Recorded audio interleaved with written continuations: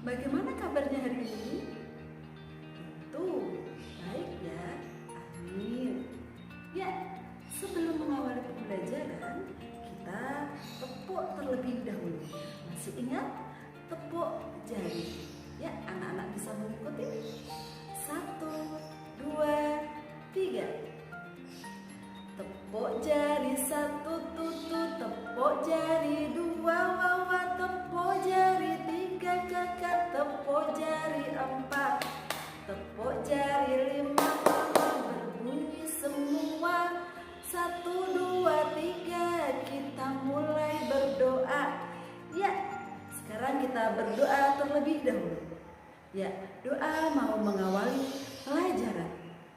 Bismillahirrahmanirrahim. Raditu billahi robba, wa bil islami dina, wa bi muhammadin nabiyyan wa rasula. Rabbi zidni ilma, wa rzuqni fahma. Amin ya rabbal alamin. Alhamdulillah, semoga awal yang baik dengan doa kita semua diberikan kesehatan. Amin. Ya, siapa yang tidak berangkat hari ini? Ada yang absen? Oh ya, hebat semuanya. Semua semangat, semua anak hebat siap untuk belajar. Ya. Hari ini kita akan belajar tema 4, subtema 2, jenis-jenis pekerjaan. Yang akan kita pelajari pada hari ini adalah tentang muatan bahasa Indonesia, yakni menggali informasi tentang teks, fiksi, dan mengidentifikasi unsur-unsur intrinsik yang ada dalam cerita. Tujuan pembelajaran pada pagi hari ini adalah dengan mengamati video, siswa mampu mengidentifikasi unsur intrinsik yang ada dalam cerita. Yang kedua, dengan mengamati video, siswa mampu membuat peta konsep yang ada di video sesuai dengan identifikasi unsur intrinsik. Nah, untuk mengetahui dan mengidentifikasi unsur intrinsik yang ada di dalam video, nah kita akan belajar unsur intrinsik terlebih dahulu. Apa itu unsur intrinsik? Unsur intrinsik cerita adalah unsur yang membangun karya sastra. Atau dengan kata lain, unsur yang menyusun karya sastra dari dalam. Yang ada di unsur intrinsik adalah 1. Tema, 2. Tokoh atau penokohan, 3. Setting, 4. Alur cerita, 5. Pesan yang kita ambil dari sebuah cerita, 6.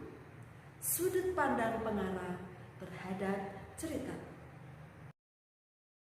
7 adalah gaya bahasa. Apa itu tema? Tema adalah gagasan utama yang akan disampaikan pengarang dalam sebuah cerita. Yang kedua, tokoh dan penokohan. Tokoh adalah pelaku yang berperan dalam sebuah cerita, sedangkan penokohan adalah karakter atau watak dari seorang tokoh dalam cerita. Penokohan dibagi menjadi 4. Ada protagonis. Protagonis adalah tokoh yang sering memainkan tokoh utama, jadi karakter utama dalam sebuah cerita. Yang kedua, antagonis. Antagonis adalah tokoh yang memiliki sikap menentang tokoh utama. Yang ketiga, ada tokoh tritagonis.